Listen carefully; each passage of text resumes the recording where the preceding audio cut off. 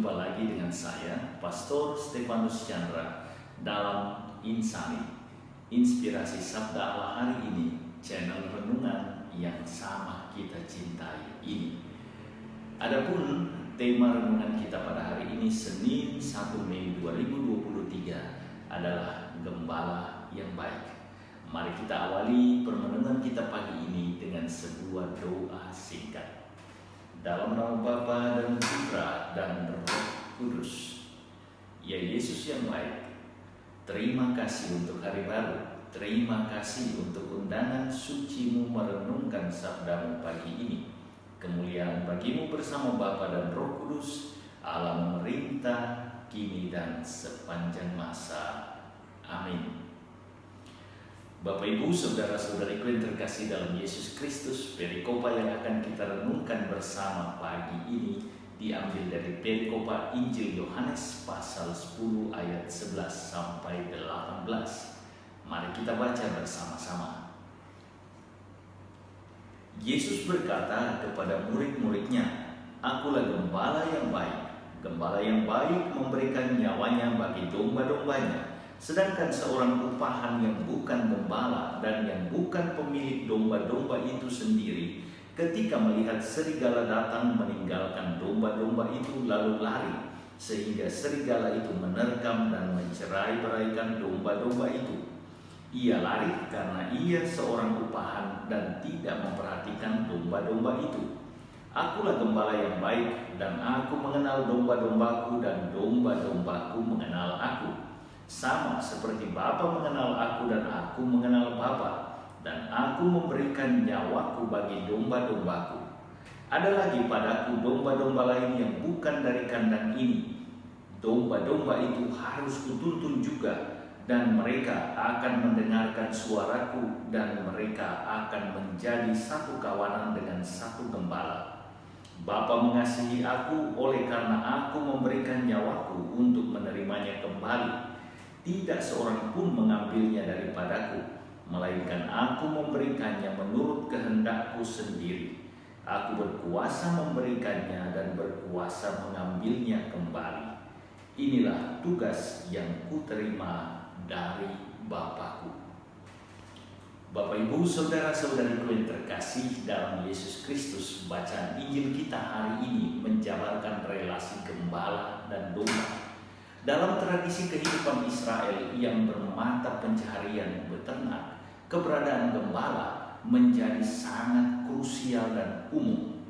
Gembala bertugas untuk menuntun dan mengarahkan domba ke tempat makan dan minum yang memuaskan dahaga dan lapar dari domba-domba tersebut.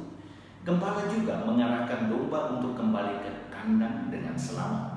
Gembala juga menjaga dan melindungi dombanya satu persatu, bahkan rela berkorban, bertaruh nyawa demi domba-dombanya. Sang gembala juga selalu berusaha mencari dan menyelamatkan yang hilang dan tidak kuat. Gembala selalu terarah untuk melayani domba-dombanya dengan maksimal. Terdapat sense of belonging atau rasa memiliki yang sangat besar dalam diri seorang gembala terhadap domba-dombanya, khususnya yang dituntunnya saat itu. Sebaliknya, domba-domba juga karena tindakan gembala yang selalu memperhatikan dan menjamin kehidupannya, akhirnya tumbuh rasa percaya dan kenyamanan karena domba merasa hidupnya aman, terjamin, terjaga jika berada dekat dan bersama sang gembala. Terdapat ikatan emosional yang kuat antara domba dan gembalanya.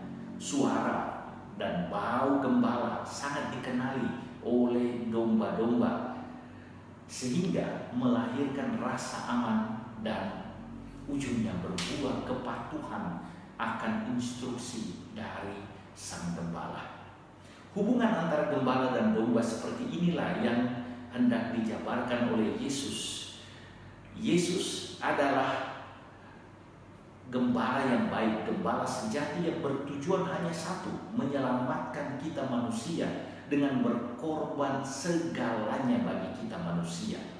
Yesus meninggalkan surga dan datang ke dunia untuk satu tujuan, menyelamatkan manusia.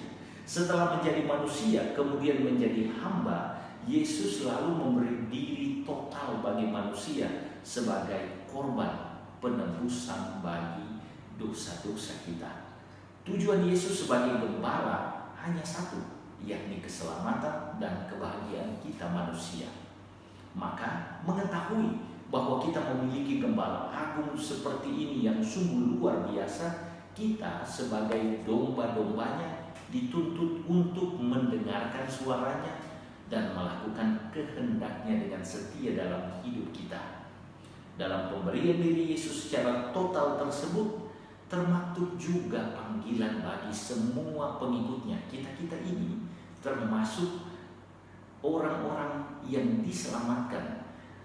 Dan ketika kita tahu keselamatan kita lah yang terutama dalam relasi kita dengan Yesus, maka kita dituntut dan dipanggil untuk meninggalkan kesenangan sementara. Kita dipanggil bukan untuk menjadi manusia egois. Kita dipanggil untuk menjadi manusia yang terarah pada keselamatan. Sebagaimana Yesus hadir untuk memberi hidup, kita dipanggil juga untuk menjadi manusia sosial, meninggalkan semangat individualisme, hidup lebih untuk memberi, berbagi daripada menerima dan hanya mementingkan kepentingan diri sendiri. Inilah tanggung jawab manusia beriman. Selain patuh kepada Allah, dia juga harus menjadi berkat bagi sesamanya. Semoga tanggung jawab ini kita laksanakan dengan setia dalam kehidupan kita sekarang ini. Kita harus menjadi manusia beriman yang tunduk patuh setia kepada Allah, sebagaimana Yesus patuh setia kepada Bapaknya, sekaligus menjadi jembatan berkat, menjadi penghadir keberkatan Allah dalam hidup kita bagi sesama kita. Semoga kita laksanakan. Tuhan Yesus memberkati. Marilah berdoa. Allah Bapa kami yang Maha Kasih, kami sungguh bersyukur Engkau menghadirkan Yesus Putra-Mu sebagai gembala utama kami. Terima kasih untuk pemberian dirinya yang total, yang mengarahkan kami kepadamu, agar kami memperoleh keselamatan. Bantulah kami agar juga menjadi jembatan berkat dan keselamatan bagi sesama kami. Kemuliaan bagi-Mu bersama Putra dan Roh Kudus, Allah memerintah kini dan sepanjang masa. Amin. Tuhan bersamamu. Saudara-saudariku diberkati, dituntun, dipimpin oleh Allah yang Maha Kuasa, Bapa, Putra, dan Roh Kudus. Amin.